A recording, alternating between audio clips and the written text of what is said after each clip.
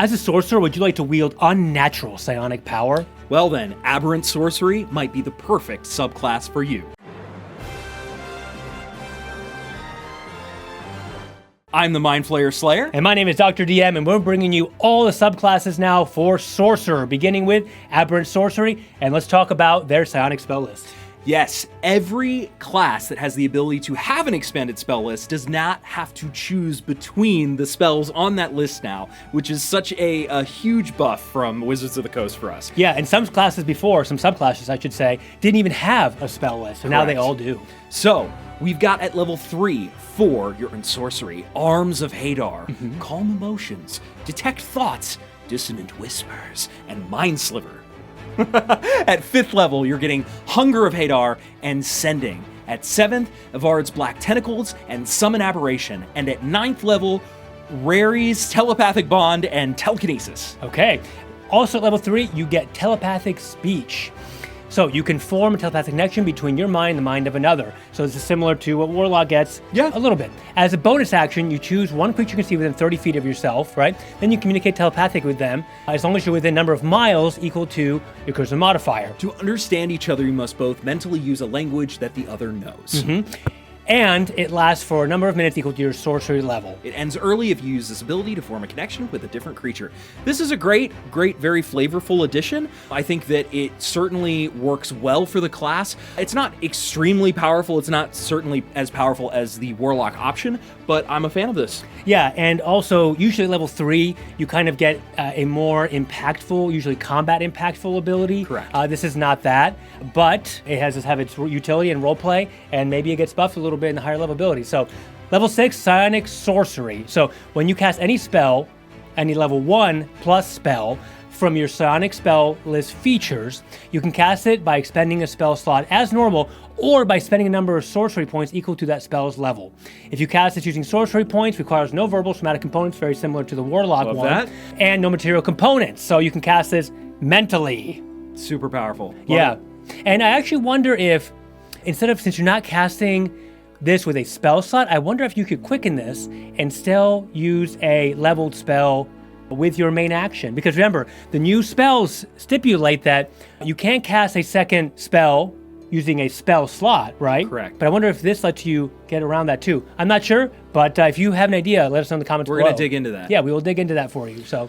Level 6, you also get Psychic Defenses. You have resistance to psychic damage, and you have advantage on saving throws to avoid or end the Charmed or Frightened condition. Charmed and Frightened can absolutely take you out of a fight. I mean, they really can. This is a huge boon for this class. Again, we're not seeing a lot of combat-heavy things, but that normally comes in your spells that you're getting every level, so it makes sense. These work for me. And Sorcerer's already strong enough. This happened a lot in 2014 too, right? The Sorcerer was already so powerful with its meta magic, right? Correct. Its subclass didn't really always give it like a buff to the moon, but it was like a flavorful spell list addition that gave you some more kind of passive abilities, right? Absolutely. And this is showing that's kind of the same way. And this is good if you're going into somewhere that does psychic damage, a Baldur's Gate 3 area, some Mind Flayers, the Far Realms, things like that. I can see it having some use. So absolutely. Level 14, Revelation in Flesh. So this, as a bonus action, you can spend 1 sorcery point or more to magically alter your body for 10 minutes. So you can already use your bonus action to use your innate sorcery. So is this worth it? Let's see. So each sorcery point you spend, you gain one of the following benefits of your choice, right? So let's see. You get aquatic adaptation, you get a swim speed, you can breathe underwater, you get gills, right? So it's interesting that it actually affects your appearance too. That's very utility. Aberrant, right? Yeah. You can also choose glistening flight. You gain a fly speed, and your skin glistens with mucus. It's Mothman? Maybe. You can also use one to see the invisible. You can see an invisible creature within 60 feet. Your eyes become black, right, when that happens. So it's almost like, even through total cover, right? Almost like a Sorcerer's like Devil Sight in a way, but maybe even a little bit more powerful. And then you have worm-like movement. Your body, along with any equipment you are wearing or carrying, becomes slimy and pliable. You can move through any space as narrow as 1 inch, and you can spend 5 feet of movement to escape from non-magical restraints or the grapple condition. These are not things you're going to be using every time, but the utility is not to be understated. No, it's true. Suddenly fly, suddenly do this. You can change your body, right, to, it's actually very cosmic horror. I really like it. Yeah, this is, I think. Very flavorful. It comes pretty high level, I think, versus, for example, you get some of these with Beast Barbarian, right? You can kind of change yourself a little bit earlier, but the amount of utility and the dynamism here, because you have so many options, and actually, you can do them all at once. Which would be you would literally turn into some like big eldritch horror, right? It can fly, has a third arm, It's has pretty cool. these gills. It's pretty cool. It's straight out of the thing. Yeah. Oh, that's true. So wow, that is again taking what you have as Sorcerer and giving an underlying current of aberration. So At level 18, you've got Warping Implosion. You can unleash a space warping anomaly. As a magic, as in action, you can teleport to an unoccupied space you can see within 120 feet of yourself. and you're right, it was magic action because that's different, right? So Immediately after you disappear, each creature within a 30 feet of the space you left must make a strength saving throw against your spell save DC. On a failed save, a creature takes 3d10 force damage and is pulled straight towards the space you left, ending in an unoccupied space as close to your former space as possible. On a successful save, the creature takes half as much damage only.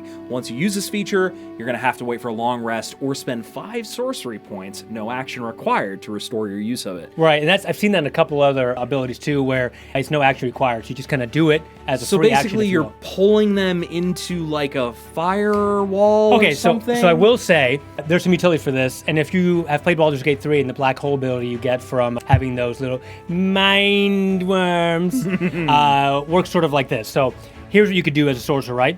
120 feet of you, so that's a very big range. 30 huge. feet for the absorption. So you could run into a group of monsters, right?